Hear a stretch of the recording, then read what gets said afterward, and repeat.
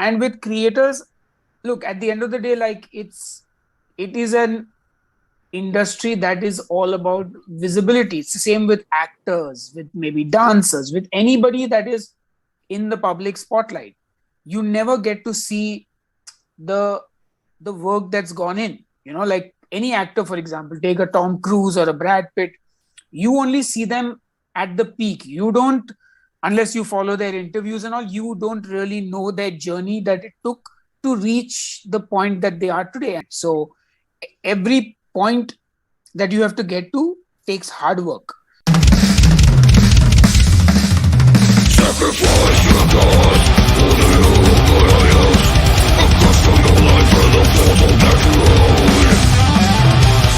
When all the world is found, you have your back, you want to spin your breath. Letting the body and take pills, you see the dance of your verse. So, hey everyone, today we have with us none other than Mr. Sahil Makhija. Like, he doesn't need an introduction. Half of the earth already knows him. But still, for the people who are in a cave and don't know him, Sahil sir, what would you like to say?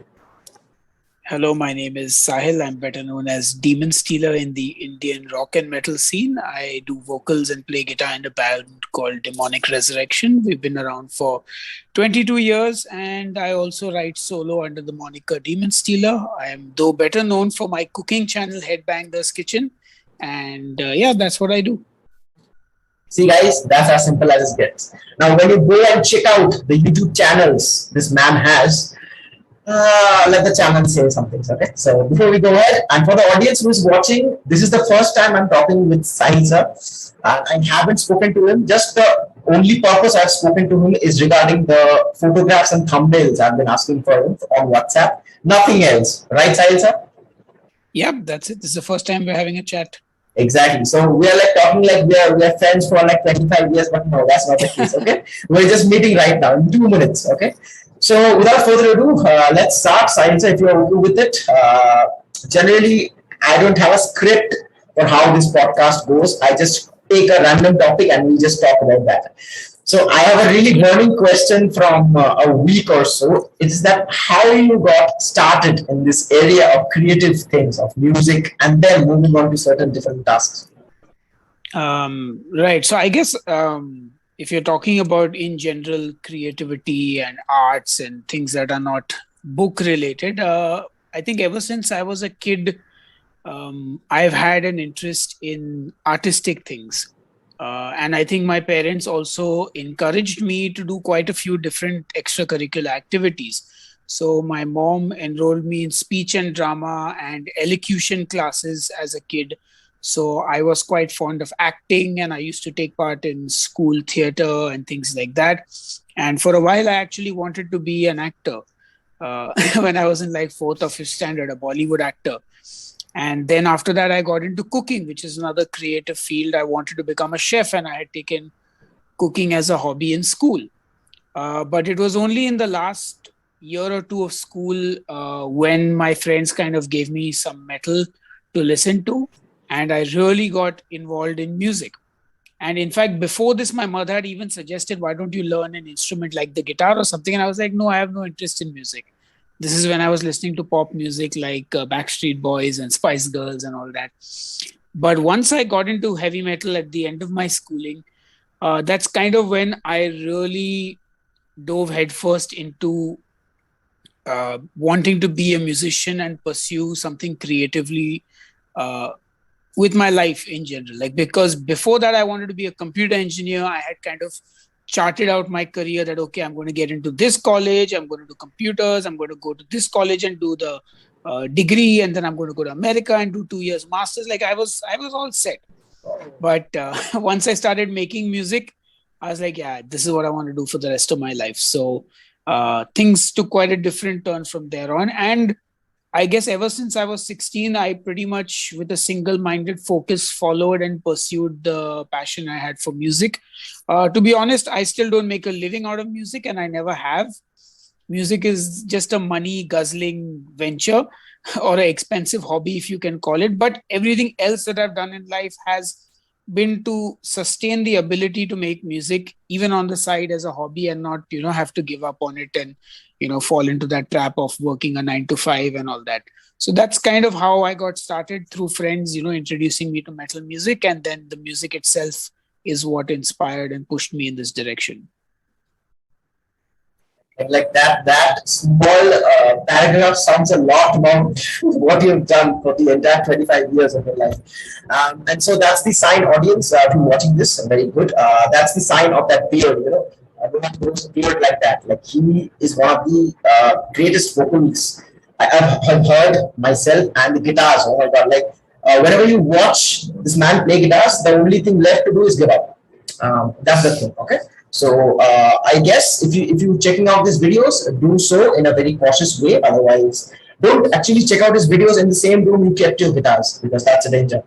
Um, so apart from that, yes, I also gave up. So don't worry. So basically, what pushed you to the metal music in a very deep sense? Like, what got you interested in related metal? Because we have a lot of genres in music. We have blues, we have jazz, we have pop, we have metal. So many different genres in metal itself, subgenres like thrash, death, black. So what got you into that, like, really deeply? I think it was everything. Metal is so much more than just music, but obviously it is the music itself that first caught my attention. The distorted guitars, the double bass drumming, blast beats, growling vocals, or even the soaring vocals like Iron Maiden, Judas Priest. The technicality of it, the community aspect of it, just it's all of it, every part of it, the way they dress, the whole atmosphere, like everything. Just I was sucked into that world of heavy metal, and yeah, it just sounded good to my ears. So your drums didn't complain regarding anything, that music. My who didn't complain? Your drums. No, see, that's a very weird thing that I find people say about eardrums and all, because metal is not metal may be louder in terms of the way it's hit, but you can always listen to volume at a lower level. Exactly. So you don't have to destroy your eardrums because you listen to metal. You could destroy your eardrums listening to Britney Spears also if you turn the volume up. Britney Spears can be as loud if you turn it up. All these techno bands and these dubstep bands and like every genre, even jazz and blues, if you turn it up, it'll screw up your ears. So just listen to it at a normal volume. I think it's the harshness of the sound that you speak about, which is not palatable to a lot of people. And that's okay. It's an acquired taste. A lot of people don't like different foods or different kinds of movies. Metal is just a different form of art. It's in the music space. It's a niche genre. Even something like jazz is actually very niche, but it's just a different sound. So I think for me, it was just, I could not get over the heaviness of it and how it made me feel. Like when I listened to that first Iron Maiden song, Running Free, that the way my body felt, it did something to my body. Like there were goosebumps. There was just this feeling of power and energy. It's crazy. It's the music. It's just, there's something that you can't describe. And this can be for any music. For somebody else, it might be, an Aerosmith song or a U2 song. For somebody else, it might be a Daler Mehndi. For somebody else, it might be an A.R. Rahman. But this is what metal did for me. It hit home, and it was like, you found what you've been looking for. That's kind of the sweet spot, after searching for a procs, we actually have to find something, and we like screw our entire house for finding something. For example, an important document, for example, and then when we find it, we're like, this is hell and gone. Okay, everything feels good. Yeah, exactly. So I've seen you actually, you have performed over a million shows. I don't know. You've toured across.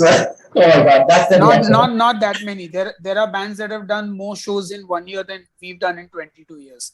Unfortunately, it's not that easy to get as many shows as we would like to play, especially being from India, and the scene being the way it is here, as well as the scene out of India being very difficult to really constantly spend money and go to Europe, and to have that kind of money to be able to do that. So actually, yeah, we haven't played as many shows as we would like.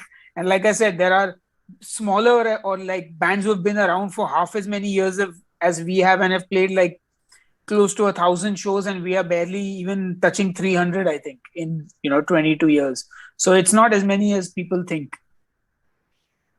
Okay. So it's basically, yeah, like you say the very correct thing. Like people, when they see music, like for example, people have this idea like doing any creative work, be it music, be it content creation, being an entrepreneur, for example, or like for example of that. Like they think, okay, it's a flashy thing to do. You just get what you want. You just sit down, just pray to Lord, and then He showers things. He showers money from over you, and you get. So you, as such a big content creator, from the content creator perspective, you are like you have like maybe 7 or 8 lakh subscribers on that Headbangers Kitchen channel, and probably if I would have a million email accounts of myself, I would have subscribed to that, okay, because that's a crazy content channel. What would you say to people who think that creative things, like doing creative things in general, is just a sweet and flashy thing and everybody can do it? What message do you have for them?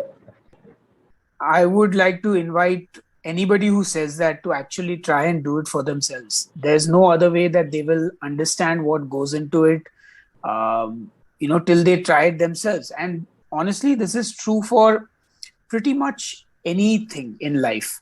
And because of social media today, we only see the best parts of everything. Because kind of like that's what's shown exactly to us. Yeah, exactly. Even if you talk about your friendships, your normal friends, they are only posting their holidays and the best food they're eating. So it looks like life is hunky-dory. They're not, posting photographs of the bad things that are happening in their life. They're not generally sharing every little thing that goes wrong. And with creators, look, at the end of the day, like it is an industry that is all about visibility. It's the same with actors, with maybe dancers, with anybody that is in the public spotlight. You never get to see the work that's gone in. Like any actor, for example, take a Tom Cruise or a Brad Pitt, you only see them at the peak. You don't, unless you follow their interviews and all, you don't really know their journey that it took to reach the point that they are today. And this is the same for somebody who works in a restaurant as a chef, or somebody who's in a company, working who is a CEO of a company, or even a person who's in a call center. There is a journey for everyone in their career path. And it's very easy to say, oh, you just sit and do this. Unless you've actually sat and done that, you will never understand it. Even if you talk about a simple job as a call center, somebody might say, oh, what a job you have. You just sit and you take phone calls. Till you actually sit and experience the good and the bad of that profession, you will never understand it. And there is no profession that is without it. So every point that you have to get to takes hard work. The only time you can say somebody has it easy when there is an amount of privilege involved, when you are born into a super rich family where you have resources and access to things that other people don't have. So, again, the challenges are different for everything. And it's not to say that those people have absolutely no challenges, I mean, just imagine if you're Sachin Tendulkar's son, or even Sunil Gavaskar's son, and you want to play cricket. I mean, just look at what you have to live up to. So your challenges are different from somebody who's got the challenge of basic things like buying a cricket bat or getting the opportunity to play cricket, versus, somebody who has to live in the shadow of their father, who is the best player in the world, whatever. So everything has two sides. And if anyone says that, it's a flashy, simple thing, I ask you to come and try doing it. If you can do it, amazing. Like that leaves me cold. So for people, like in that case, living your, for example, your parents or your grandparents' shadow to themselves, even if you, for example, don't want to be, for example, a cricketer, there are 10 people around you saying that you have to be a cricketer because your father or maybe someone of your family or relative is a cricketer. So in that case, he or she completely loses it. And he's like, I can't give it my best. It doesn't happen because until and unless there's something that coming, like, that's coming from inside, we actually can't do it. It seems easy, it can be done. Yeah. We know how many takes we have to do for a certain video. We know how many times we have to like sweat to put our fans off, to sit in front of the camera. Like, you remember, like, your old days. Like, probably Yeah, of when I course. started making YouTube videos, I didn't have an AC in my room. I still don't have. So what I did was I turned off the fan. I had a kind of a broken phone. I set it up on the books, a books mountain of books, so that it could act as a tripod and then shoot videos. And if I look back on those videos, those are some of the most horrendous videos I've ever created. Like, you will like cry blood from your eyes. It's that bad. But actually, I've seen that over the year of creating like 150 videos on YouTube, actually improved my speaking skills in a certain way where I can talk to people, even if I didn't get subscribers, and that's fine. We just, on the side by side, you're developing another skill that would actually enhance some of your scalability of yourself, of any profession you are in, right? So, what's your take on that? Like, how did you start creating content on YouTube as well? Like, what was your entire journey? I would really love to listen to that. Okay, so yeah, I mean, I guess my journey is very uh, it's definitely different. I didn't want to be a content creator. I still don't like the term content creator. I like to think of myself more as an artist. Especially when we talk about music. Yes, I do create pieces of content from the music, but I am a musician first and foremost. And with Headbangers Kitchen, I'd like to think of myself more as a glorified home chef than a content creator. But that journey, like everything else in my life, started because of the music. Like I said, I wanted to be a chef when I was a kid, so I always loved food.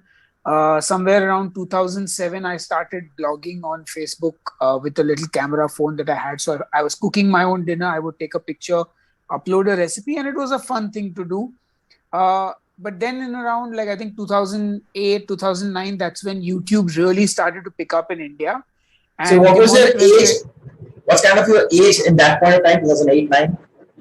Well, I'm 40 years old now. So Yeah. that was about 12, 14 years ago. So about 26 years old I was probably.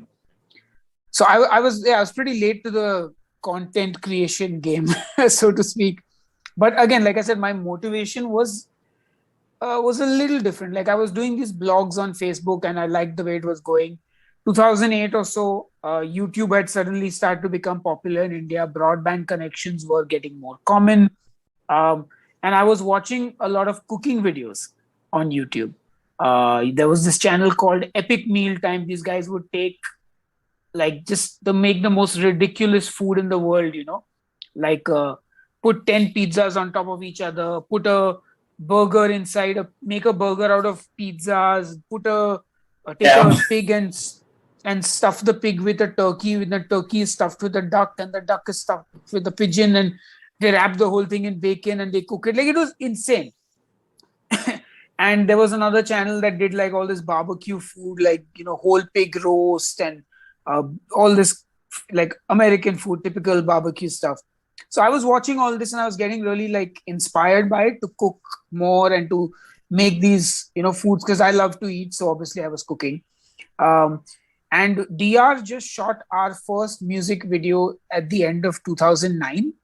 And that time I spoke to the director, Srinivas Sundarajan, who is now quite a famous indie director. He did a season of The Duelist. He had some indie films out, and he's just generally like a really talented guy. So I asked him, I said, look, I have an idea of taking this Facebook cooking blog and making video versions of the recipes, because like I can upload it on YouTube. And he's like, that's a good idea. But what if we did something a little more? So I was like, okay. So we sat and we brainstormed, and that's how we came up with the idea for Headbangers Kitchen. I'll make a dish inspired by a band, and I will interview that band on the show, and then they will eat the food. That was the original format of Headbangers Kitchen. And obviously the good part about it is that people will hopefully watch it because it's such a unique concept. And because people are watching it, metalheads are going to see me and they're going to be like, oh, this guy, oh, he has a band. Oh, let's check out his band. So at the end of the day, I did everything in my life to make sure demonic resurrection got some benefit at the end of it. Whatever Like it it is I did in survived my life, somehow. at the end of the day, the goal was always demonic resurrection is what I want to have as my number one thing in my life that makes my money, that does everything. It becomes my job. Of course, that's never going to happen. Life has different, things it throws at you. But everything I did was in an effort to promote the band, which is why even the initial episodes, you'll see the cooking section is called Demonic Cookery. Because everything I used to label demonic. So my studio was Demonic Studios, So like I did that branding so that it all comes back to DR at the end of the day. But anyway, so when we started the show, actually, Vas got a whole team. So there was 2 camera people, we had lights, they would edit it. And we did 1 episode a month, and we did this for about 8 episodes or 7 episodes. And Vas and his team tried to pitch this show to like a travel and living channel and like different people. Unfortunately, nobody picked up on it for various reasons because, at that time, the scene, even the food scene was very different in India.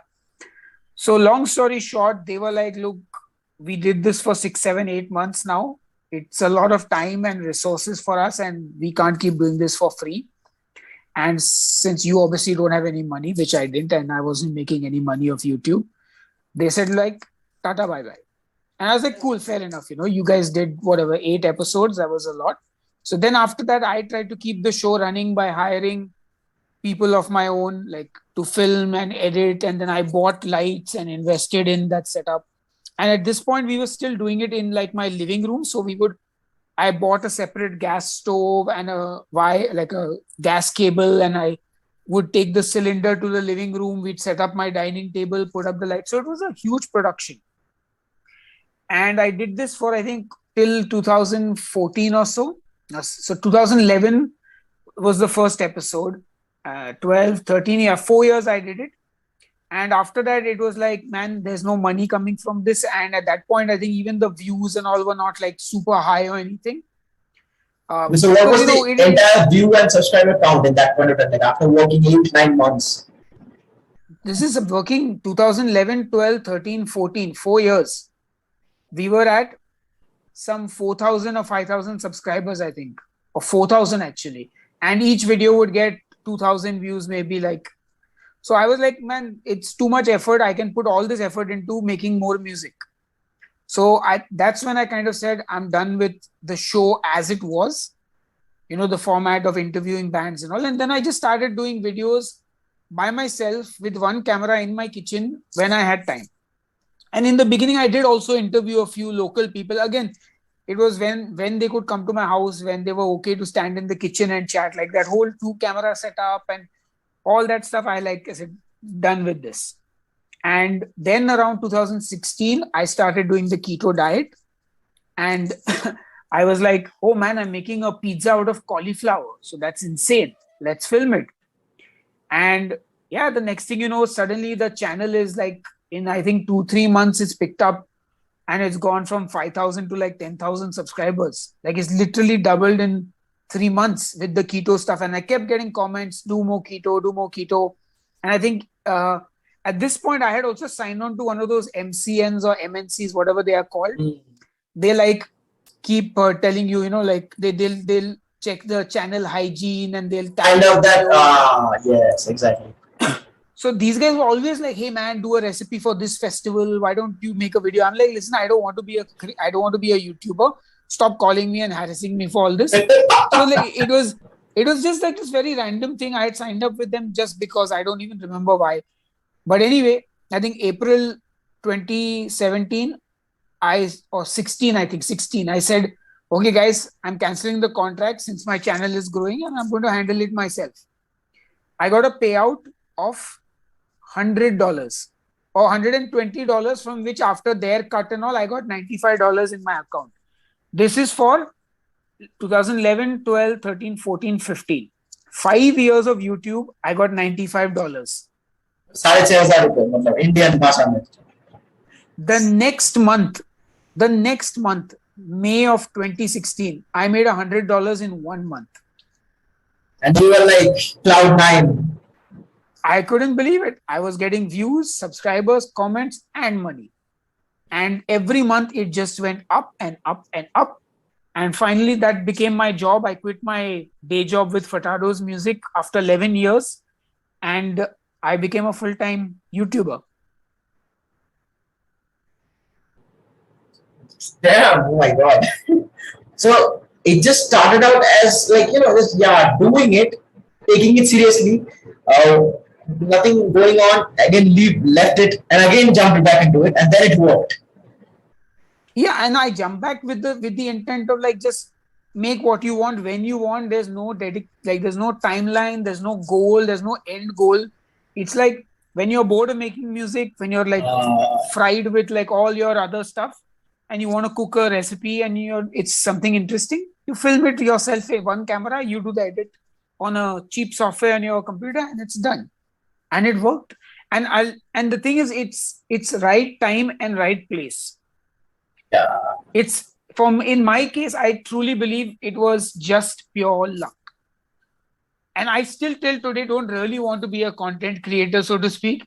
Like tomorrow we are like, Sahil, you can make music with DR as your full-time thing or your demonstealer project, but you will have to get rid of your Headbangers kitchen. You will make no money, you will get no views. I will say, okay, fine. Because for me, music is always the first love, But I can't complain because like I would rather be doing YouTube as a job than actually working in a company or something else. Exactly. So this is a better thing. This is the best job to have. Yeah. Exactly. Wow. I mean, like hearing these kind of like inspiring stories, because as you say, you don't like this word content creator, but if you look around, like you also know this very quickly, that everything we consume nowadays is just a piece of content, whether it's videos, whether it's music we listen on Spotify, that has become kind of music has become kind of a software itself. We listen to a lot of podcasts like what I'm doing. So basically, when I started my channel, like I have a really small subscriber, like probably I have 300 subscribers. I went to your channel. See, guys, see this man sitting over here. See this man. He's visiting my channel. Come on. So I closed and opened my YouTube channel 6 times before actually starting this one. 6 times. So once I had 24 subscribers, I had 80 videos put on, and we have 37 views. And I don't have to say, how much hard work it goes into shooting a video while putting the fans off and you're sweating like a pig. Exactly. So I then closed it out, and I was like, okay, this is not working out. And because I had a really terrible phone at that point in time, it had a 5 megapixel front camera, which is hazy in the front due to dust. It's just like cloudy. It's just a metal music video, honestly. Then I closed it. Then I again opened the channel with a name of probably like lesson code. I thought, okay, let's make this a guitar lesson channel, because I play the guitar, I know the guitar. Let's speak about that. I put out 50 videos. Some videos got over 100 views, and whenever videos used to get 100 views, I was like, yes, this is happening. And then again, I'm like, okay, 38 views and 1 like and 1 hate comment. Like, for example, you suck. I'm like, oh, this is not working. So basically, at the very first night, I used to really mind a lot. These hate comments, like, why are people saying bad things? Why are people hating? And basically, you also, when you started creating these pieces of content out of music and food, you also got a lot of hate. Like, there's no doubt regarding that. How did you cope up with that? Can you just tell me personally, please? Yeah, so I mean, I think, again, you have to realize that I have come into YouTube or wherever it is after being a musician for 10 years already. And the critique and the comments that I got in the initial years of Demonic Resurrection was far worse than anything I've ever got on my YouTube channel. In fact, I would say my YouTube channel has got way more positive comments than negative ones. I mean, sure, there are negative comments, but none of it has been the kind that actually makes me go, wow, why the hell is this person saying this? Because I think by now, by that time, I had realized that, okay, I know who I am. I know what I want to do. I myself already know the technical aspects of what can be improved, what is better. Most people who are blindly hating are they're blind haters. I mean, they're lacking something in their life that they're projecting on you. And then there are obviously people who dislike it simply because there is a personal preference. Like somebody doesn't like death metal. I mean, if they're watching a death metal video, it's okay. They don't get it. They're like, why are you growling? These Cookie Monster vocals suck. Now I understand that that person does not like this style of vocal. So his comment does not bother me because he's like, okay, he doesn't like these vocals. That's cool. It's kind of good. He's like telling that, okay, I don't like it because I have another preference. But there are just people. Exactly. Yeah, and you have to realize, like, I came from a scene that was far more competitive and cutthroat, and I myself was quite a ass to a lot of people back in the day. I would tell bands, you suck, this, that. Like, I was an angry teenager, and again, as you grow up, you sort of learn more things and you can then impart that learning to other people. Whereas when we were coming up, there was no one to really tell us these things, like there were a handful of people we looked up to, and those were also mostly old and bitter people that had not made it or had not had the success they want. And I feel like in general people love to blame other things for things that don't go their way, rather than saying, what, maybe it is what it is. Maybe we are just average, mediocre at what we do, and that's okay. Not everyone is born with a natural talent, and you as much as you put in, you get that much back. Absolutely. So yeah, I mean, I don't really let hate bother me at all. Like I get more annoyed by things more than like I get annoyed because the same stuff gets posted so many times, like especially on Headbangers Kitchen, because my audience is a lot of middle-aged women. Okay. And I mean that's the biggest demographic. So there are a lot of these Christian ladies in America who just lose their mind when they see me go horns up and welcome to Headbangers Kitchen, and they're like, oh, you need Jesus, and you're worshipping the devil, and that's more irritating than anything else. Like, I don't look at that as hate. I'm just like, oh my God, another one of these people, Oh my God. And then there are always the racist people also, who'll make some shitty racist comment, but then you just delete and block. Yeah, simple. Like spam comments, you just, Yeah, like I can understand someone's opinion, and if it's not necessarily a favorable one also, you leave it there. Like there are a lot of these on, and I'll tell you one thing, there's definitely more judgment and stuff on music stuff in the metal space than there is in the cooking stuff. Like in the cooking stuff, I'm telling you, you get very few of those.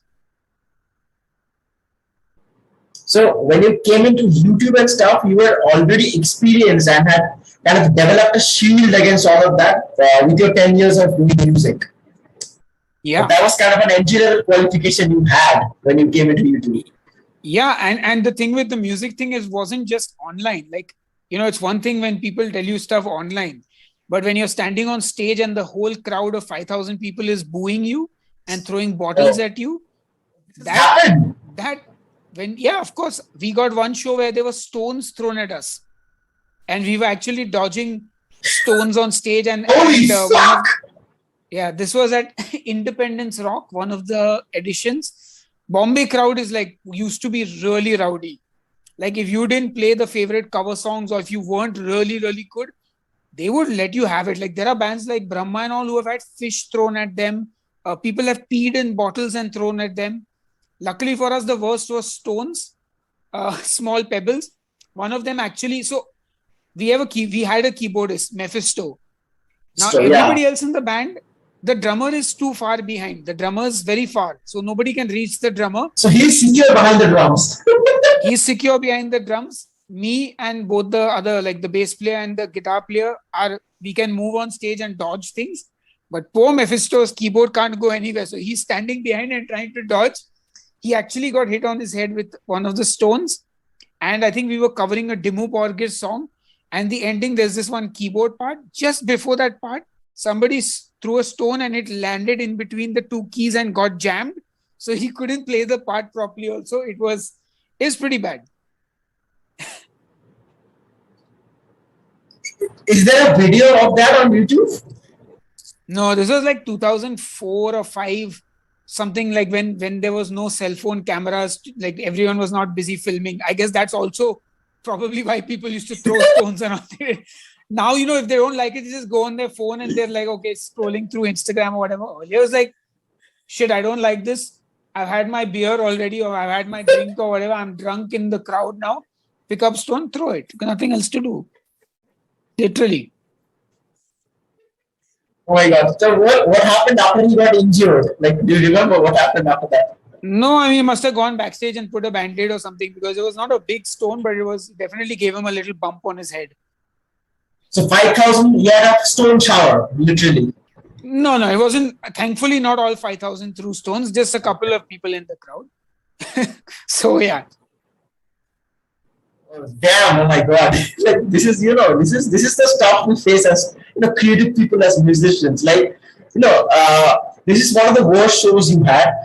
Can you remember another worst show you had ever, especially in India? Because I can understand doing the metal music while staying in India is hard. Yeah. I mean, the other worst show I would say is probably the Rolling Stone Metal Awards in 2010, maybe, I think. So we had just gone to the UK, me and the bass player Hussein. We actually won an award given by Metal Hammer magazine.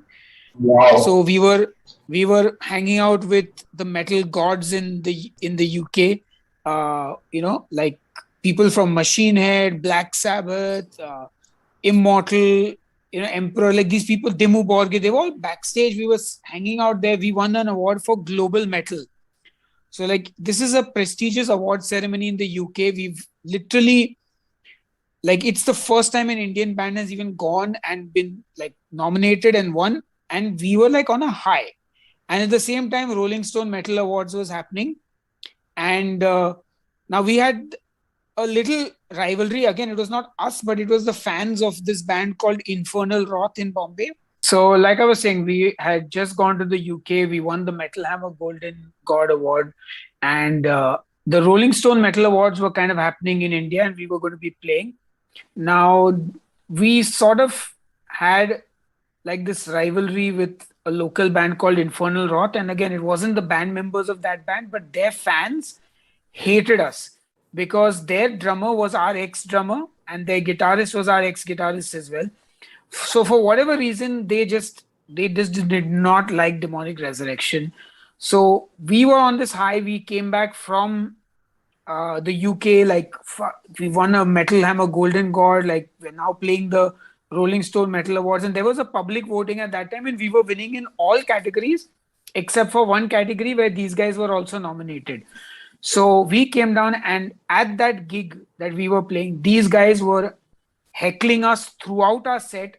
They were like, middle finger, and just like our fans wanted to mosh and all, and these guys would go and like, stop them. And they basically just made it like really, really horrible to just be on that stage, And it was just like a really, really terrible feeling, especially like after you've gone and you've won an international award.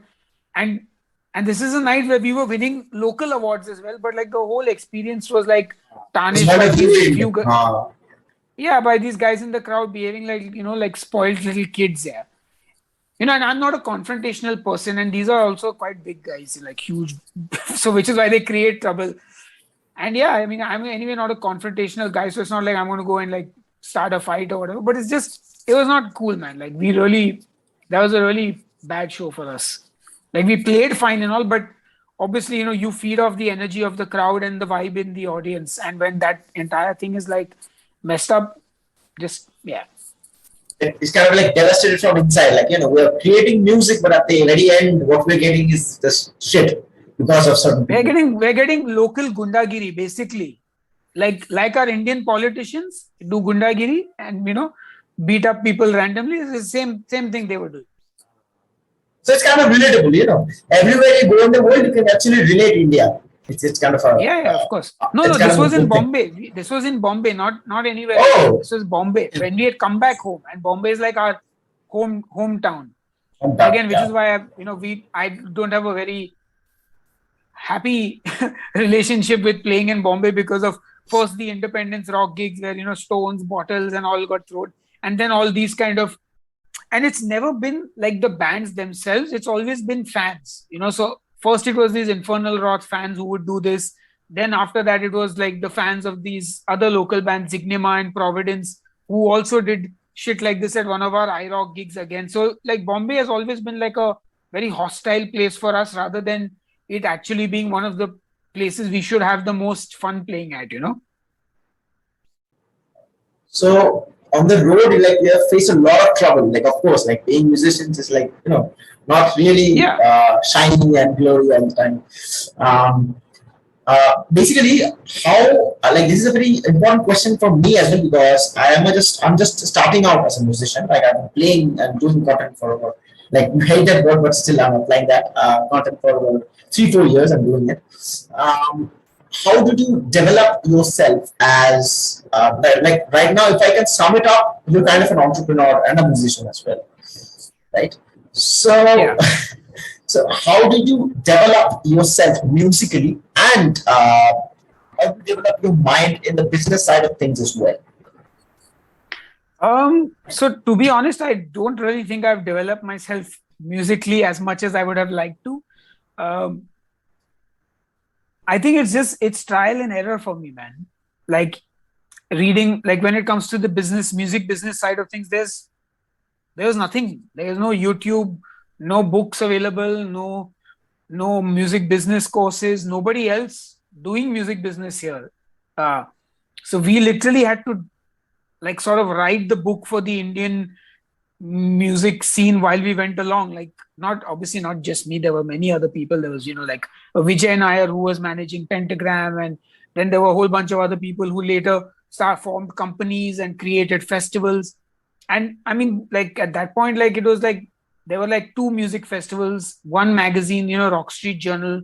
So there were very few people to really learn the ropes from, and we did what we could. But I would constantly read like articles online when I could find them. A lot of it was trial and error, learned from my drum teacher. So my drum teacher helped me organize the first gig that we ever played. So kind of with him I learned, okay, this is how I go to a venue, this is how I talk to them, this is what I get from them, this is what I have to pay for, this is the amount of money I need, like just all those things. It was just like you learn as you go. Same thing with recording. Friend came over and taught me some basic stuff which he discovered on his own, and then I had to just trial errors, which is why our first record sounds so bad. It sounds terrible. I didn't know anything about double tracking guitars, so the whole album is mono Oh my except the God, drum. Yeah, except the drums, I think, because uh, of Fruity Loops. But like Fruity even the keys and Loops. all, I mean, yeah, I didn't have a pro sound card, so I had like one EP to EP cable that I would use from the headphone out of the COG AX1G, and that plugged into my computer sound card. And I used some software called N-Track Studio. So like literally, like I learned. Exactly, Intact Studio. I remember this one. This is a phone version which also comes with this kind of a thing. You just tap with the beats. You have a Oh, small is there? graph that's going. Yes, the Intact Studio is there and the phone as well. This No, is no. I mean, for this cool was guys like me. right. No, so I'm like, like so we had no, like today if you're starting to record, like you can have an amazing sounding first song. Like first of all, you just go to YouTube. You have first of all tons of amazing free software. Then you've got tutorials for all these softwares. Today, when you just plug your guitar, you have interfaces available so cheap. Exactly. Like you just buy it, USB connected, done, you're good to go. Your softwares, your guitar software, the tone you get right from the first chug is amazing. Like you could do nothing to the drums, guitar, bass that you record, and it will still sound so good. Like just the starting baseline of what you have is so good now.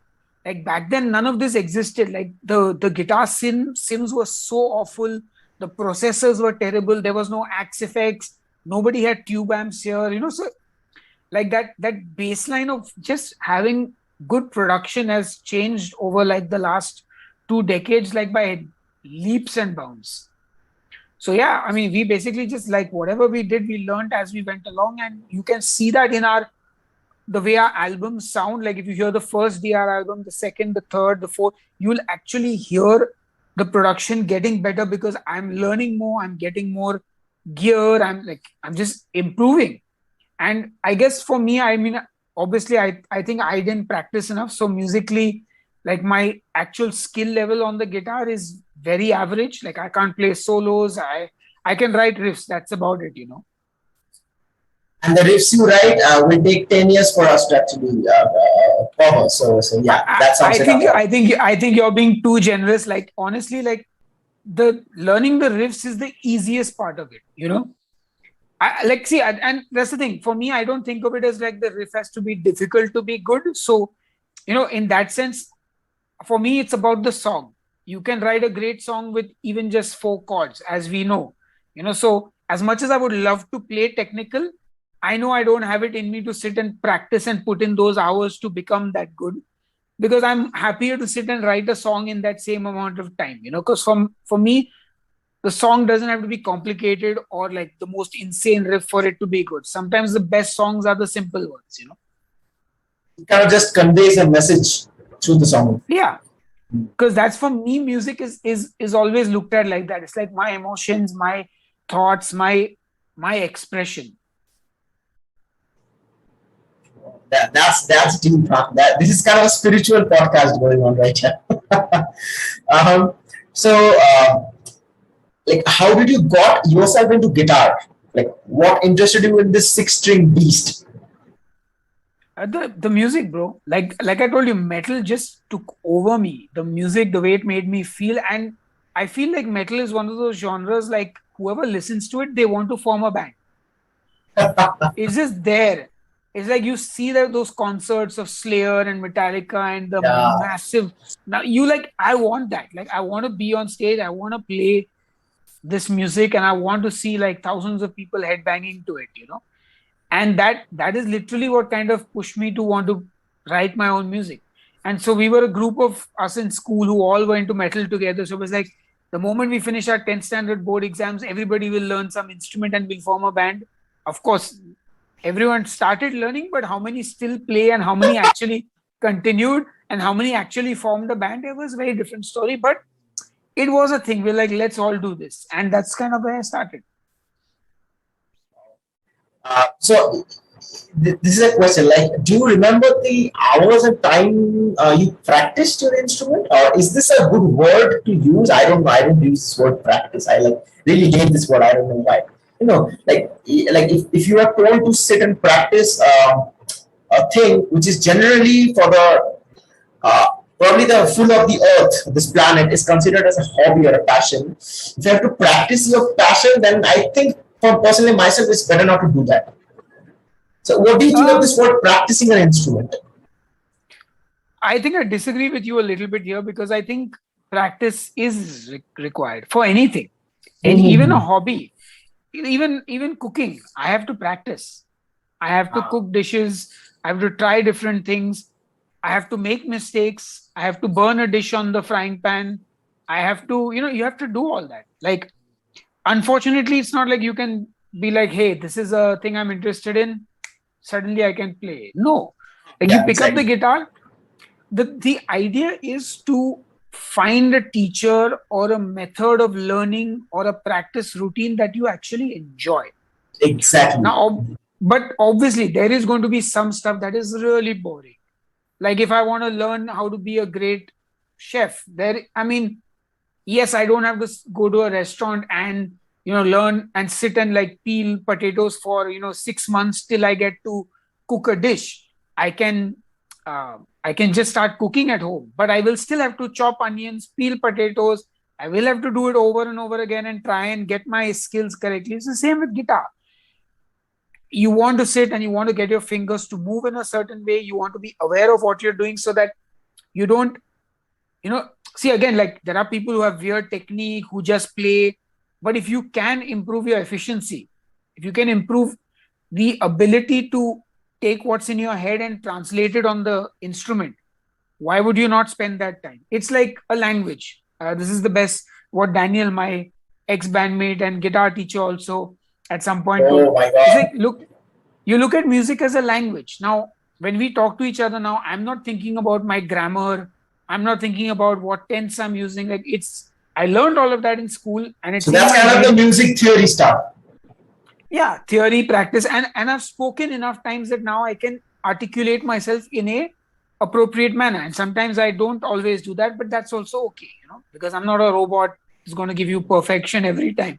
But the more you do something, the better you get at it. And again, there are, like you said, maybe you're bored practicing, so you can just play songs and learn covers, and you will eventually get somewhere with that. But if you maybe sat and practiced instead, if you actually took a few lessons, you'd reach that destination faster. Exactly. Yeah.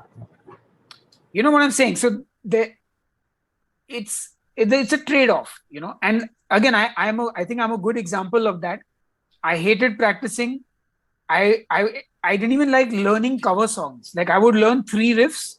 I would get to the fourth riff. Fourth riff is too difficult. Forget it. Let's write a new song of my own. But that's just me, and that's what I wanted from the instrument. And on the other side, you take someone like Nishit, who was in Demonic Resurrection, or even our new guitarist Aditya. I mean, they have obviously put in hours and hours of just ta ta ta ta ta ta ta. Now they can go. And if I want to do that, I have to be like, hello, Aditya, Nishit, can you come and play? Because I can't do it, And that's the trade-off, What is your ultimate goal with the instrument? Actually, I think that determines you will practice. For someone, it's like, I want to be able to play like, Joe Satriani, Steve Vai. I want to be able to play amazing leads. I want to be the best guitarist. That's great. I never wanted to be the best guitarist. I wanted to play guitar so that I could write songs. That was my goal. I wanted to write the riffs that made a kid somewhere go, if he can do it, I can do it too, Okay. Like I want to write stuff that had an impact on people. That's what doing music ultimately means. Like, you have to convey something to the listener. Again, I'll disagree with you because everyone does music for different things. Like there are a lot of musicians who never write a song in their entire life, who play backing band, sessions band. I mean, there are people whose music outlets are writing jingles, film scores, composing Bollywood, or writing, so music is so vast. I mean, think of all the people who play in orchestras. Yeah, they're not necessarily sitting down and writing a song, but it's, all the guys who play in wedding bands, guys who play at your Ganpati and Durga Pujas and all that. So that's all music, right? So music is so vast that it's everyone's journey, everyone's desire, everyone's relationship with it is different, Some of us are songwriters, some of us are not, and that's okay, Exactly. Some people just want to play the instrument. They don't care where, how, and what. I want to be playing guitar, and that's my job. Like I want to be paid to play guitar.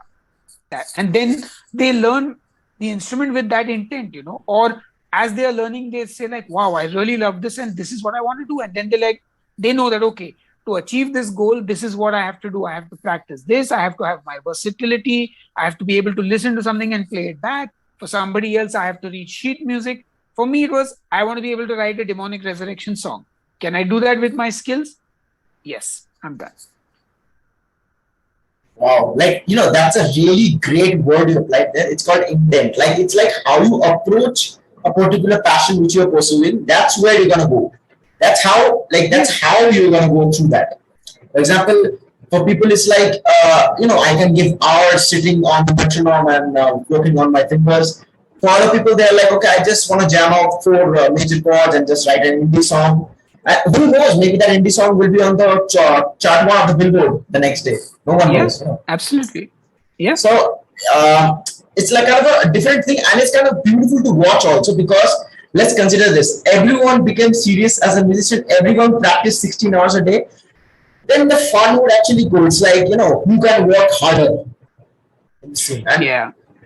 it's like, I also think there should, like, I'm sorry to segue into this, but like I think there's a really wrong notion that you have to practice 8-10 hours a day or like some mm, ridiculous amount of hours to exactly, become good. The thing is, and again, I get a lot of this from musicians I've worked with and learned and taken ideas from, is like 20 minutes of focused, concentrated exactly, practice is better than 1 hour of just sitting with the metronome and you daydreaming, because you're not paying attention to what you're actually doing then. Because if you sit with a metronome and you just do 1 2 3 4 and you keep doing this and your mind is wandering, you're not focusing on your motion, you're not focusing on the sound of each note. Instead, if you had 20 minutes where you focused on your clarity, on how your finger lands on the string, on how coordinated your right and left hand is, your 20 minutes will do what you would otherwise take 8 hours of practicing to do. So I think that is exactly, more important, so that you can make progress even with smaller practice slots. you know exactly. Like, this reminded me of something. It's like the quality of the practice that you do, not the quantity. yes, quality Exactly, over quantity always. exactly. That's where our minds kind of get good. Yes.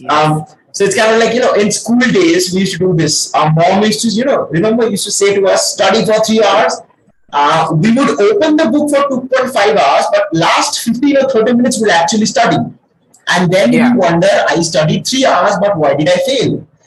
I think because you failed, because you just wasted 2.5 hours wondering about what sandwich you will have on your friend's birthday, for Yeah. example. Absolutely. Right. Absolutely. Um, so that's a very good thing I like. I realized this after practicing, like a lot for 2.5 years. Then I realized, okay, no, it's kind of the quality of the practice. It's not quantity. Yes. If I play for Yeah. 16 hours, probably my technique would be ruined. It's like very bad. So I have Your hand body will also aches. give up. Your Exactly, body will exactly. give up. Like becomes too oversaturated to do something. It's just like, look, this is not happening. Like the more you push, the more like destroy, like the more destruction is happening. Yeah. So basically, how did demonic resurrection form? Like what? How did this? First and foremost, I would like to say this thing. Like every one of your ventures have this word demon in it. What attracted you to this word? I think more than the word, it's the imagery. I love like demons and monsters and fantasy based things, dragons and orcs and all that. Like that's just, that whole imagery was something I thought was really cool. Like, I guess I got it from video games like Diablo and stuff like that, Doom and all that. So like that whole imagery is something I really liked. And it, like, especially it's prevalent in like black metal, which I was very into. And metal in general has a lot of that imagery. And like I said, the music, it's all aspects of the music that sort of consume you, the artwork, the lyrics, the stories. And yeah, that was just it. So I mean, I was like, yeah, okay, let's, I want a band name, and I kind of have this. It has to be dark and like demonic, and that's Not kind of where stress. it. Yeah, it just the music and the name have to match each other. That was the idea. So you also like do a just a fucking like huge amount of vocals over there. How do you develop your vocals? Once again, trial and error. I sang, and next day my throat was sore and I couldn't talk, and then I did it again the day after, and again so every alternate day I would practice. I would sing along with my favorite songs. Started doing gigs. At some point, tried different techniques to make the sound I wanted to achieve that tonality. Kept recording myself, and just really trial and error. Like I still don't know till today what I'm doing when I sing. You know, um, I read a lot of singing lessons, so I practiced some of those singing basics that I could find online. But largely, man, just trial and error. And like with my guitar, I don't know much of what I'm doing with my vocals either. I'm not tuned into the theory part of it well enough. Like I don't know which thing I'm doing. I don't practice regularly as well with my vocals. I just manage to do what I need to do for now. Wow. No, having this kind of a approach is what we don't get to see every day with people, especially musicians, because the music industry is one of the most cutthroat competitive industries like any other. Right. Yeah, Like I no think one a will lot agree more with has. this. Hmm. I think a lot of it has to do with also, again, like I said, I'm a, unfortunately or fortunately, whichever way, I am a hobbyist musically. So I told you, like I said, we played maybe in 22 years 300 shows. That's hardly any. So I haven't had to do extensive vocal practice or training to sort of have like this rigorous, like it's very different. Like tomorrow, if I have to play 100 shows or 200 shows in a year, my vocal journey and my guitar playing and all will be going in a totally different way because the application is different. Now I think at DR's peak in India, we were doing maybe 2 shows a month.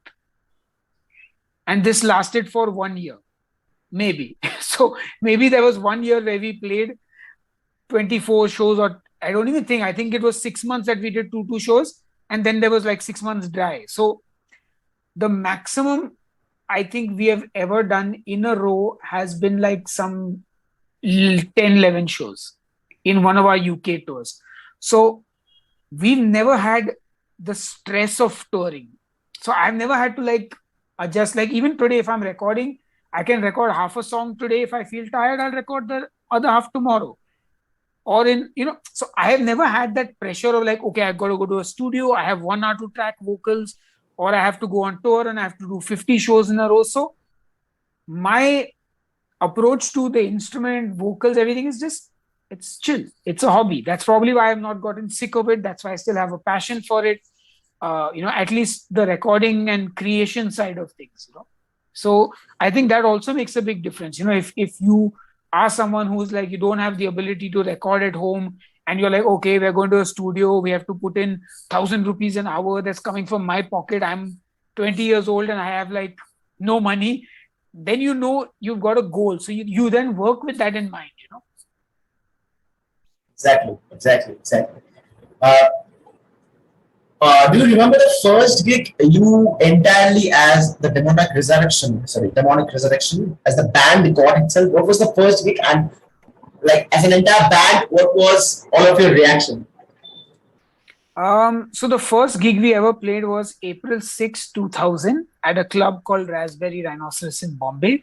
My drum teacher, Irvin Vaz had helped me organize the show. So his band Naked Earth was headlining.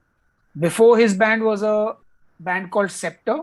I would later go on to learn guitars from the vocalist and guitarist of Scepter, Timir. And Meta Kicks, this other band, opened the gig, and then second was Demonic Resurrection. I remember it very clearly. I was on stage in my Rotting Christ t-shirt. This show we did not have a bass player.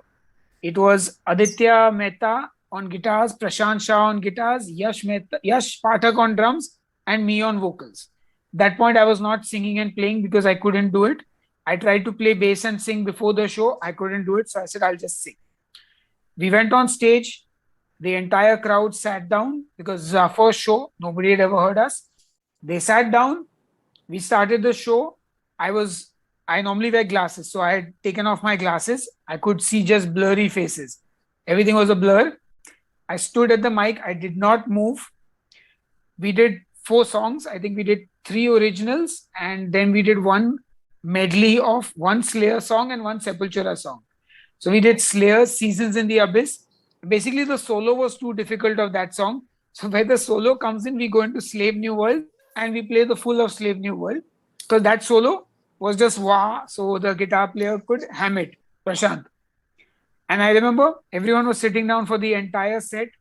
Before the Slayer song, I said, are you ready for Slayer? My one friend from school got up, put his hands up in the air, came headbanging next to the stage, turned around, saw that nobody else had got up, and he went and sat again. That was really awkward. That was so funny. But whatever, we played okay. There were no huge mistakes, nothing. We went off stage. People said, "Good show." This that. We were happy. That was a good first show. I mean, could have been better, sure. But again, it was a first gig. We're learning, and yeah, that was it. So no stone shower in the first show. No, the first. I think the full first year was good. No stone shower. Yeah, first year was good. So that was your first gig. We talked about the worst gig or the worst gigs Demonic Resurrection has faced. We talked about the first gig. What was the greatest and the best gig you did, and how was the crowd and where it was? I think this is a tough one because there have been a couple of them that would sort of vie for that spot. I think one of the first ones I would say would be the 2010 show at Inferno Festival in Norway. It was our first international gig. It was at a festival that we used to dream of playing at. It was in Norway. It was in the black metal capital of the world. I mean, it was like a dream come true. The performance was okay. We made a few mistakes here and there, but I don't think anyone noticed. But we had fans asking for one more song after the show. And there were some people who knew the lyrics. So just that show has a really special place for us. I definitely think one of our recent shows at Bloodstock Festival 2018 was another, like, in the top 3 for sure. So we played in the Sophie Lancaster tent.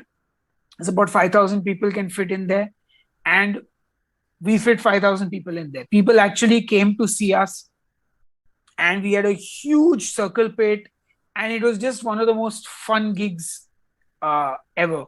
Again, performance-wise, there were a few slip-ups and all, but just the crowd vibe was like out of this world, man. No, it's just such, it's such like inspirational to listen to all of this. Like you, you have toured the international as a band. If you have to actually give a tip to a musician who is starting or maybe thinking of touring to make a living out of that, what would you say to that then? I'd say don't do it. So what's the explanation? So the thing is, if you want to play metal music, there is no money in it. And even if you want to tour, you are going to need a lot of money to make it happen. So it's better to get a day job that pays you a lot of money, or at least whatever your qualifications will allow you, and then enjoy playing music on the side. So far, there is not a single, maybe there is one, but apart from Bloodywood, who I'm sure most people may have heard of, Yes. there is not a single other band or metal musician that is making a living playing metal music. Not a single one. Everyone has some kind of day job, whether that's in music or away from music. That may vary from person to person, but they are definitely not making a living playing metal music in their band. And even the Bloodywood guys, I think it's only like recently that they are, because the band has really taken off, and the fact that they're I would also call them a YouTube sort of content creator in a way, because that's where they started. And yes, that has given them the foothold to potentially be the biggest metal band from India ever, and maybe the first one to ever make a living doing that. And like especially the songs they have, they just blend this Indian deep core culture with metal. It just sounds fabulous. Like probably I have discovered Bloodywood a year back, so I was like unconscious of all of that shit that was happening. And the first time I heard their music was there's a song called Machi Bhasad. There's a song like that, and the first time I heard it, I'm like, oh fuck, man! I mean the dhols and then the drop C riffs over there. I'm like, holy shit, this is some good things. And like apart from metal, what are the kind of pros and cons of doing a band in general, especially in a country like India?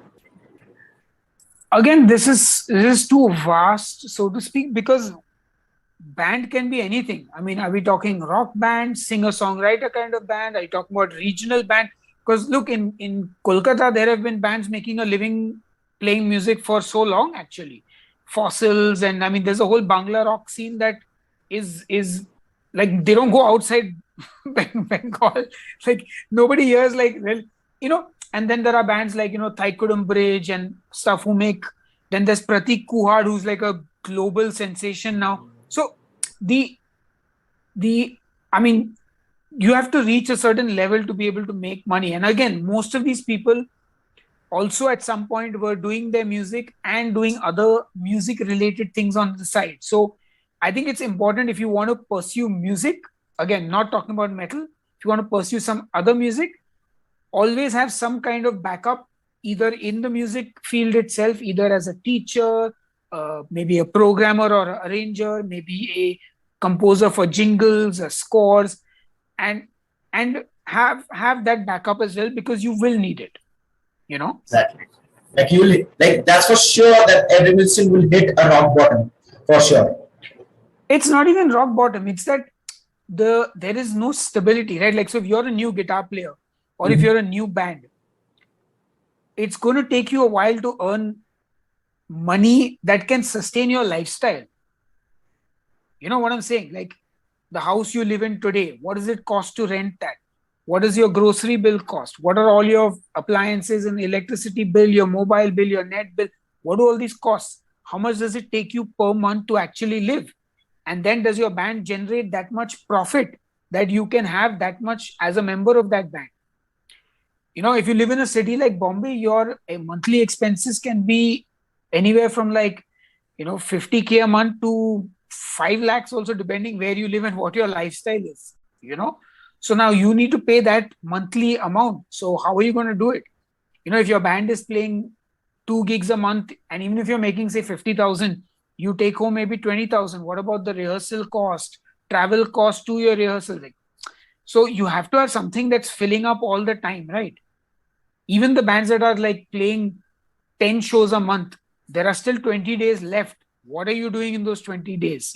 So you will have to figure that out. Like, what all can I do to pay the bills? Like, unless you are like a superstar and you become like a Bollywood playback singer and you are like the top of the, game or something. But even those guys are doing anything and everything they can, whether it is public appearances and charging a fee for that, whether it's, sponsored Instagram posts, whatever, they're all working beyond just being that musician. And I think that everyone has to realize today is that you can't just be a musician doing one thing. It's very difficult. Exactly. Like this is the problem. Like this is one of the, like you say, one of my heartfelt things. When we say P2 people, when people ask, no, we have in India, especially, we have this common question, or bete kya karte ho? Yeah. The answer to that from my end would be, yes, I'm a musician, but it's really hard to explain that it's not just, we just sit at home and play guitar and money falls from like somewhere else. Probably we have to teach, maybe in this age, digital age, we have to create content. Maybe we are probably doing a startup in music, for example. Maybe we are session guitar players. Maybe we are giving our music to films and web series and productions and stuff. So it's a combination of a lot of probably 10 different things we have to do at the same time, every day, 24/7, to survive at the very basic level. Not even living. I'm just talking about the survival. Like you have to have the rice and dal at the very end of the day. That's like the truth, very truth. Yeah, absolutely. Like, the thing you say, like most people don't say this. Like I have had conversations with people, like not Demonic Resurrection's frontman, but I had conversations with people. Probably this topic is never touched upon, and probably I don't feel like asking this, but because like there's a connection felt at somewhere whom you can actually ask things, who are experienced into all of that. So this is the question I'm asking. That is, as musicians, we do 10 different things, and it takes a fucking huge amount of work. A huge amount of work to effort to put on. I recently saw one of your videos from the past 7 months that you have put out, that I have hit a rock bottom. Uh, Apart from going that into like very deep into that, what did exactly happen to you, and why did you post that video? Well, you post the video because now your whole life is on social media. So you you kind of like, it just becomes a thing. It's like your second nature is like, you want to let your followers know what's happening, like kya ho raha hai, like it's just part of it. I think for me it's just the kind of struggle with the YouTube channel, like being sort of tied to um, a job that kind of is based on metrics and views and things like that. It is a daily sort of struggle to look at sometimes. Like, because it's like, okay, when you're in a job, you're like, okay, I work 9 to 5, I get a salary stays fixed, I get increments. Here it's like, today I open my YouTube, oh shit, 10,000 views less, money has dropped by $200. What did I do wrong? Next day you upload new video, YouTube, this video is not performing as good as your other videos. Try thinking about why other videos worked and this one didn't. Okay, fine, theek hai. Next one you do something, this video is number one, yay, awesome, okay, great. Next video, this video is number 10. So it is a roller coaster. Like, it's an emotional roller coaster, just having a daily look at that and just seeing like, aaj paisa upar gaya, aaj niche gaya, or now it's going down, oh shit, last year it was way more than this, now it's gone down. you know so that is one thing. Then, and as a creator, it's like, I'm making, again, I hate calling myself that. For me, it's art. Like, if I put out a song, I have this feeling that I want all my fans to hear it. It's like, you like my page, you followed me on Instagram, this is what you came for. Here, listen to it. So on YouTube, it also feels the same. It's like, I made this recipe, you came up for recipes, why are you not watching the recipes? And I have a channel with 675,000 subscribers. My last video was uploaded in March this year. It got less than 20,000 views. So as I was saying, it's kind of like an emotional roller coaster. Like I said, I have a channel with like 675,000 subs. Last video got less than 20,000 views, and that's kind of been the pattern over the last year or so. And I think eventually that just kind of got to me, and it's like, why am I doing this? And again, it's a lot of like, I mean, obviously, I have to then sit down and think, okay, cool, why is this not working? What is happening? What can I do to fix it? I tried a whole bunch of things. And basically, that culmination wasn't like, it's like hard to even pick up the camera and film. Sometimes you just lose it, like nahi ho raha hai.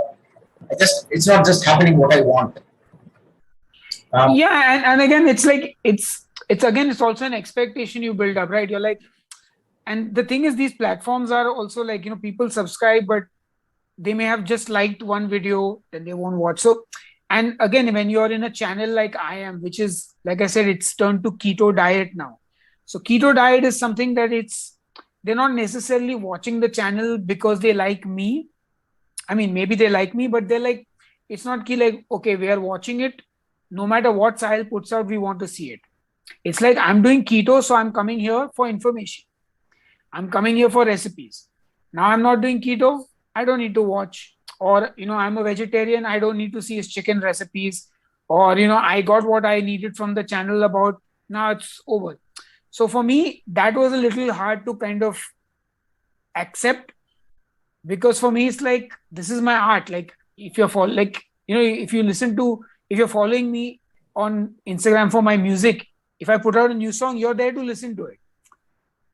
Because you didn't come because you were trying to find some information about a song. You came because you actually liked the songs. So I think a lot of these factors, again, every YouTuber is different. So you have to kind of learn and sort of accept these parts of being a content creator. And, YouTube is all about content creation and not so much about art. It is more about serving the audience what they want to see, rather than the audience getting served what they have chosen to follow. Exactly. You know what I'm saying? Like when I follow Metallica, I'm like there for Metallica. Now imagine if Metallica had to make music thinking ki public ko kya sunna hai, what does the audience want? Because YouTube is serving you stuff based on what you watch. But art needs to be created from an artistic view, not from the point of view ki what is the audience looking for. And for me, that is the biggest issue with being a content creator or a you know a content person, because you're working for the algorithm, and that's not art. And I consider myself an artist, so I make what I want, and hopefully my art is served to the people through these platforms. That is the hope. And so I think that also is kind of, then when you do that, you have to kind of realize that, okay, if I'm going to do that, I can't expect to get like 675,000 subscribers, may say even 100,000 to watch. There's a good chance if I'm not making what people are searching for, they won't see it. And that's, I think, so all this stuff culminates, and you're like, sometimes you just get fried, and then you're like, here's what I'm going through, so you understand where I'm coming from also, and you go along with it. Like right now you have got a team behind yourself, like which is helping you create the entire content for Headbangers Kitchen. I am the team. Look, guys, like how much can you learn from this man? Like, come on now. Like, you shoot the videos, you edit the videos, you distribute it to the platform, you market it, you provide the right keywords. Tell us something to that process which goes from brainstorming a video idea to actually putting it out on YouTube and seeing results. Okay, so I must first preface that by saying, over the last 1 year or so, I've got an editor. So for the last, I think, 2021, say, I've had an editor who's editing the videos. Over the years, my wife Dipti has helped me a lot with writing the blog posts on the website, because I also have to manage the website. I also do all the food photography and the photo editing. I did try and get a photo editor for some time, but then again, I got back to doing it myself. There were also times where I hired a social media manager. This girl Pratika, who's a rapper who has a couple of rap projects. She was doing my social media for a couple of months over the last 2 years or so. But before that, I handled everything pretty much myself. So for me, I think when I started it, I just pretty much went with the flow. It's like, I'm eating pizza made out of cauliflower, recipe banao. Okay, what's good on and I'm someone who keeps making new dishes anyway. So I literally make it. Okay, let's make it on Headbangers Kitchen. I am planning to try this diet now. Let's film it. So, and of course, as I went along, I was like, okay, chalo, let's think of some themes, ideas. So, I had a whole curry week, dessert week, chocolate week, like did all these things.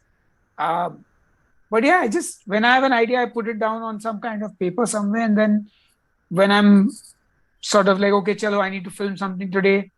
Let's go through the ideas. What's in the house? What do I need to order? How much time does this take? So you do all that, and I don't know, it's just a process, man. It just happens. And of course, free time is all spent on YouTube watching videos. I must have watched like 1,000 videos of how to grow your channel and how to do this and that, and slowly take advice. And you learn to dot the I's and cross the T's, because at the end of the day, the content is, if it's going to get popular, if it's going to be found and all, it's the content that matters. All the keyword and all is just making it neat and nice and packaging it. Like, you can have all the keywords and all correct, but if your content is crap, it's not going to get views. Exactly. Like, there's so many similarities I'm finding. Like, the first 5 times I shut down my channel, I actually browsed a million videos searching how to get 10,000 views in 24 hours, how to get more likes, how to get more comments, how to get more subscribers, how to grow your channel, how to make your first 100 subscribers. Like, these are actually, I've become the #1 trending keywords in Google and YouTube for the past 10 years. I've watched all these videos. I've watched all these from all different creators. And there is just one thing that you need. Two things, actually, I would say, is that you need to really love making videos. Exactly. You have to love it, and you have to love it like that. If no one gives you one paisa, or if not even one person watches it, you will still make it. If you do that, if you have that in you, it's like music. I will write songs whether one person listens or 1 million people listen. It doesn't Tomorrow, matter. if yeah, tomorrow if my access to the internet is removed and I'm banned from the internet for life, you know, I'll still write songs because I like doing that. I like recording, I like producing it, I like hearing my track come to life, and I'll do it with or without financial incentive, and I can do it till the day I'm dead. That's the first thing you need. If you have that, then it's just a matter of like putting it out there on YouTube and just doing that, And if you want to really be a YouTuber, you have to make something that people are looking for. But at the same time, it has to be authentic to you, and it has to be something you can do over and over again. Because at the end of the day, look, if you're just gonna open up a channel and start talking about yourself, for example, what are the chances anyone is going to be interested? Probably very few. But tomorrow you are providing something to people that they're looking for. For example, you start a podcast about musicians talking about their struggles, or musicians and mental health. A lot of musicians on YouTube, it has offering them something in terms of comfort, something to help them through tough days, then knowing that other musicians go through the same problem, understanding what may come their way in the future and how they'll deal with it. So then you're creating things that people are looking for. So for me, I was making cooking videos that I enjoyed making. I was making videos without knowing it for a diet that people were searching for. And that's why it clicked. So it just connected somewhere from the audience perspective as well. Oh. Yeah. It was a complete accident, a very happy accident. But like if tomorrow I was genuinely, like if my only dream in life was to be a YouTuber, and it was to be a cooking YouTuber, then I would literally find that line between my artistic vision and what people are going to get something out of. That is what I would find. And if that is good, then if the production is bad, production and all will get better. Like your quality will go up. With more practice, you learn things, and again, if you are interested, you will work to it. You will work towards exactly. Yeah. There has to be an interest to improve on what you're doing. Like tomorrow, if you're writing a song on guitar, even if you don't sit and practice, like we said, all your scales or whatever, but tomorrow you're writing a song and you have a musical idea that you can't exactly nail, you will practice it till you can nail it. So you will improve. And the same with YouTube. So you will be like, okay, I did this podcast now. It's good, but if I had got the guest to record his audio on his DAW, and if I had got 2 small lights, it would look better. You'll be like, okay, cool. How do I do this now with what I have at home? So you look up some videos, DIY lighting kits, etc., etc. So you'll make the effort because you know what you want to improve. You have a vision that you're striving for. You might look at the Joe Rogan podcast and be like, I want to have that flow in my podcast, and you'll be like, okay, let's see what Joe is doing. Okay, Joe has researched this. This is how he makes it less interview and more conversational. Exactly. So it's there. And if you have that, then all this thing of keywords and description and title and all, and of course, everyone will tell you YouTube made title and thumbnail will be the third most important thing. First and foremost is what the hell are you putting inside your videos? Is it interesting for you to do so? Because if you don't have any interest or any passion for doing that, why will people watch that? There's no reason. Yeah. Right. Yeah. So that's probably the reason which sums up my entire 5-10 failure on YouTube. Still, I'm a failure, but a blissful failure. See, it's not a failure. Even if you've tried it, you've learned something. Even if you've learned that you don't want to do it, even if you learned all the mistakes in one and closed the other, you learned. It's a journey. There's nothing like failure. You've not failed. That's just a stepping stone in your journey to getting somewhere. Exactly, exactly. And like for the example you gave, like Joe Rogan, for example, he has put out probably like 5,000 videos on his channel. For he's doing it for probably like 10, 15 years. We don't know. And the way And he has, and yeah, carry on. so I was just going to say, like you see Joe Rogan, a good example is people know him now. Now he's a household name. But everyone's like, what about the 20, 30 years before this that he was doing comedy in Exactly. clubs? He was like a time pass host in Fear Factor. And then finally he reached a point where this podcast thing just took off for him. So, like there's a journey for everyone. And I mean, he could have said, I'm a failed comedian, I'm a failed presenter on TV or whatever. But he's not. Those were all his stepping stones to his journey and to the point where he's reached now. And maybe 15, 20 years from now, this will have been a stepping stone to what he's doing later. Exactly. Like that will become a probably an entity which will be like displayed in the museum, for example. Like this was a guy Yeah. or this was a man who did something like this, which will serve the future problems and needs people will have 20 or 30 years from now. Yeah. It's not even future problems, it's just entertainment. Like his maybe some of his sketches from back in the day. Like even now, those Fear Factor clips are all like vintage entertainment. His podcast has got interviews with people that are going to be timeless. Like you can go back and listen to like maybe 50, 60 years from now when James Hetfield is dead and gone, you can go back and listen to his interview on Joe Rogan. Like that's just the nostalgia level hit, actually.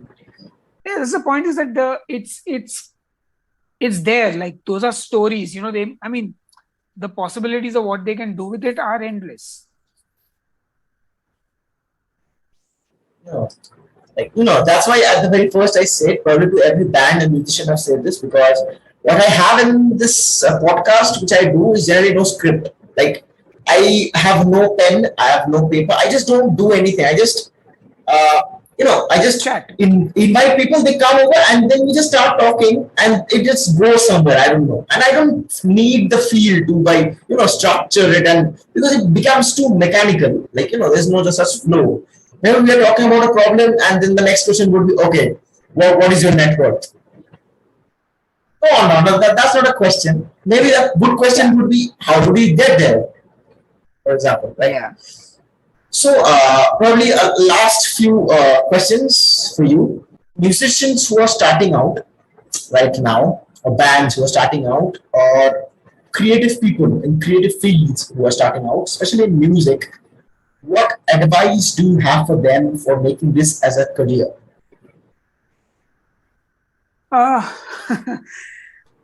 Yeah, so like I said, keep your day job. I think just work, man. Like find anything and do it, like if you're in a band, okay, it's one thing to focus on the band and all that, but have something else that you are making money from to pay your bills. Like especially band situations are tricky because you got to first make sure that all the band members are on the same page. Exactly. There's a reason I am the only surviving member from the first iteration of Demonic Resurrection today, because I was the only one who has had that vision that this is what my end goal is. And if in a band that's not everyone's end goal, then that's never going to last. So I think that is the first thing to have. But again, like when you're starting out, you're not most of the bands are starting because they want to have fun, they want to do this. This is like I think that's a nicer way to start a band, rather than okay, I learned guitar, I want to play music for a career, I want to form a band and that's going to be my career. I feel that kind of changes the way the art is created as well, because you're then writing with the purpose of earning. Like if you have like thought it out that much, again, there's no right or wrong here, but I just feel that if you're first doing it just simply because you love it, you're more likely to get to your destination provided you plan. And there's no hard and fast rules, there is no blueprint that I can tell you that this is how it will go. All I can tell you is work hard, write music that is true to you, and In fact, more than all this, I would tell musicians, the moment you start making any money, doing anything in life, start saving 30% of it. Exactly. Most important, start saving money. Once you've got a decent amount of savings, try to start investing them in things so that your money starts making more money for you. Money making money. Yeah, money making money. That is actually more important, so that there's less stress on you as time goes by. If you're living paycheck to paycheck, your life is going to be a lot harder.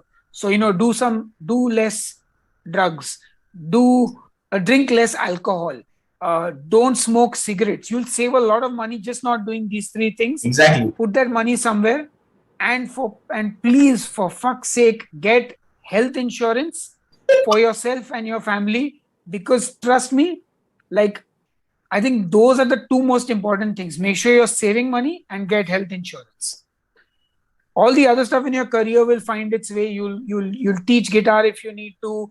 You'll do jingles or Bollywood music or sessions music if you need to make ends meet. You'll do that. We know that musicians will do whatever's required if that's what they want to do, or they'll get a job and do music on the side, whatever it is, because there's no shortcut. A lot of it is just luck, timing, your skill level, your natural talent versus what skill level you cultivate. And not everyone is going to make it big. Some people are going to be just mid-range. Some people are just going to be teachers. Some people are going to be playing in wedding bands. Some people are going to be Ganpati, Dhol, whatever it is. And neither one is better or worse than the other. Whatever your goal is, you'll work towards it and you'll do everything to make it happen. Providing this circumstance that the goal is actually important for you. Only then you strive for the betterment. Otherwise, it's just, we'll do it probably. We'll procrastinate. And that can be your goal if you want it to be. But, Come on now. It's music. Don't make fun of it. No. If somebody wants to just procrastinate, play music once a week, twice a week, good for them. Not everyone has to, have a path chalked out. But you will have to do something to make money. That's a different story. But you can have that relationship with music too. That's, it's your call. So, people as musicians or as creative entrepreneurs, as I like to call them, how much role does learning certain aspects of business? Like, it doesn't matter if you're creative, it doesn't matter if you're a lawyer, it doesn't matter if you're a dentist. What aspects of learning certain parts of business? For example, what's the ROI of my YouTube campaign? For example, how much is my ads performing? For example, how much is my metrics doing? How much is this important for creative people to understand this aspect of things? Because it's not a lot of light is kind of reflected on that. I see YouTubers doing podcasts, but I haven't seen a lot of light reflected on this. So if you have reached a point where you're like, okay, this creative venture of mine this is what I want to do. This is going to be my business. You have to treat it like a business. So in that case, you have to learn every aspect of business.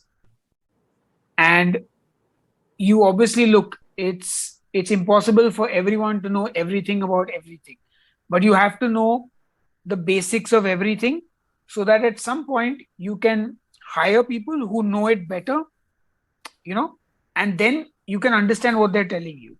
So, for example, you're a band. You're like, okay, cool. We have got a 5-10 year plan for the band. This is what we're going to do. We're going to put out so many albums. We're going to try and play these many shows, whatever. Now we need some advertising campaign. We don't have money right now. We're just starting. So you need to learn how to do that. You need to understand the basics enough that you can start doing that. Maybe in 3 years, you have finally got some payoff from all the ads, the touring, the music, and now you are finally making some revenue.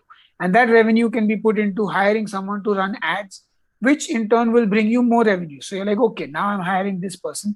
And when this person tells you stuff like, okay, so we're targeting these countries, we're using these things, you understand what he or she is saying. So you treat it like a business, and you either outsource it to people, so you're like, okay, we're a band, we're just starting out. We don't know anything about marketing our music, but let's all collect money. We got $1,000. We're going to invest it and hire someone to do the job. So you treat it like a business. And in that case, you learn all the aspects of business. The chances of getting the results you want probably becomes a bit more, or 90%, more than 90%. Yeah, like it's the same thing as like if you're a singer, I mean, if you're a musician. Now, if I have just started sort of my journey, and I've written my first song and I want to record it.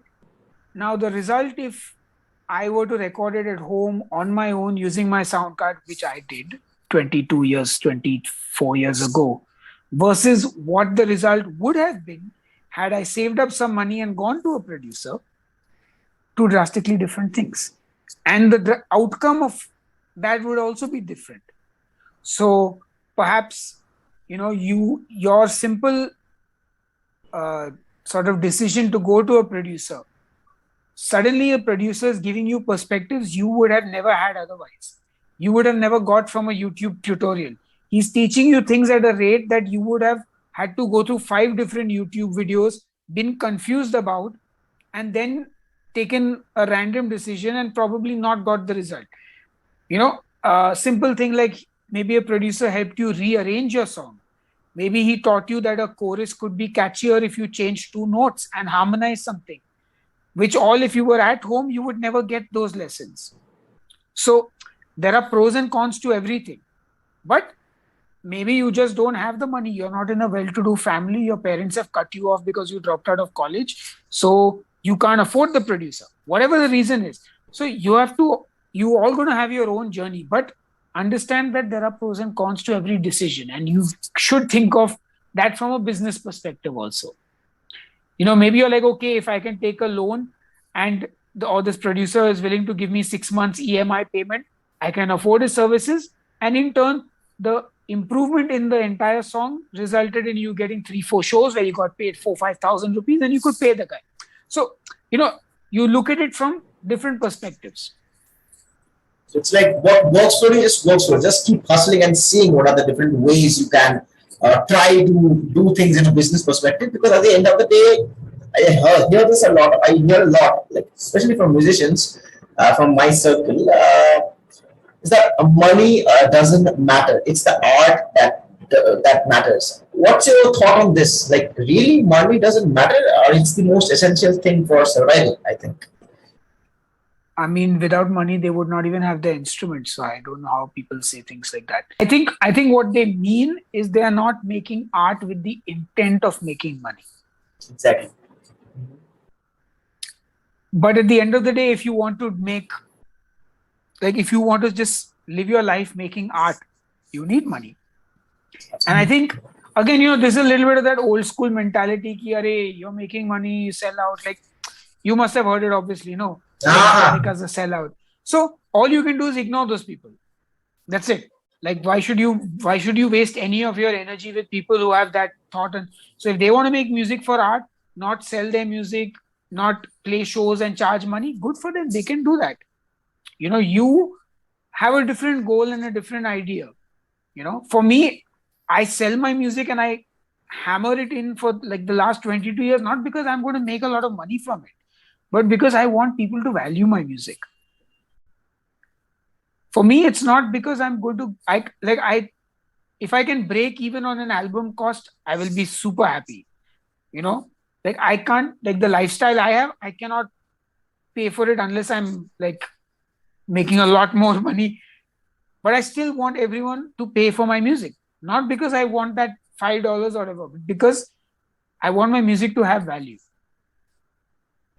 And again, there are artists who want to give music for free. There are artists who say we don't care about money, but they'll still charge a ticket for their show. They'll still sell their music. So, I mean, it's just ignore other people. I think we spend too much time thinking about what about these people who are saying this. Let them say it. Exactly. Like, there are always certain 10% group of people who are always like, this shouldn't be done. Probably because they haven't done it themselves, or maybe have failed doing so. That may be a reason. And maybe they have a different view of what certain things should be. Like, that's just people. There's like, people will be like, I don't know, so many different things. Don't put kishmish in butter chicken. Or maybe there's some guy who wants to put kishmish in butter chicken. Let him do it. Yeah. Who are you to stop him? So Kishmish is kishmish. We can't argue with kishmish. yeah. So it's like nothing is wrong. Like do whatever the hell you want. Just don't interfere in what people are doing. That's the more healthy approach. Yeah. As long as you're not bothering other people, as long as you're not being a bad person, it's cool. Exactly. So that's kind of a lot to say from your side. Really don't have words to say how I feel like doing this podcast with you. A really last question that is, I don't know how much you have, like you don't really have the time to browse anything that I've like done. But any tip you have for me as a musician as well? Honestly, man, just keep doing what you're doing. I think if you enjoy what you're doing, just go with it, man. Like, I think that automatically will, again, like I said, everything is about intent, right? Like, what is your intent with your music? What is your end goal? Like if you want me to actually sit down and break down key, you could do this. I need to know what your end goal is. But I think at the grand scheme of things is, man, just enjoy what you're doing and keep doing it, Oh, I mean, that's been a really coaster ride for you. Probably we have joined 3 times because Zoom doesn't allow us more than 40 minutes. And we have been mad at me for 3 times. So, guys who are watching this, really sorry for annoying Mr. Sahil, Mr. Demonstealer, as you all know. All good, man. And you can just call me Sahil or demonstealer. No Mr. and all required. No, it's just that it comes from the bottom of my heart. Like I've seen what you have done. It's just like there's no word else rather than sir that can come out. Like come on now, like you're kidding. So for the audience who is watching, you already don't need an introduction, but I'll still leave all of the links I can of everything this man has done for over like dedicated and probably given 25 years of his life creating stuff in the description. Please do check it out. Like there's nothing more words which can sum it up. And please, if you can, do subscribe my channel, or maybe if you don't want to subscribe, it's fine. Like do whatever the hell you want. But see, he's putting thumbs up. Subscribe and hit the like button, guys. Like seriously, get into 1,000 subscribers at least. Thank you so much. Thank you so much, Sahil sir, for doing this. It's been such a lovely experience from my side. I never thought I would do this with you. Very well wishes for your future endeavors. Probably we'll meet soon, maybe doing some music someday. Sure. Thank you for having me, and I really do appreciate it, man. Thank you so much, and good night. Have a lovely day in front of you. Thank you so much. Stay metal. Cheers. Yes, stay metal. Cheers.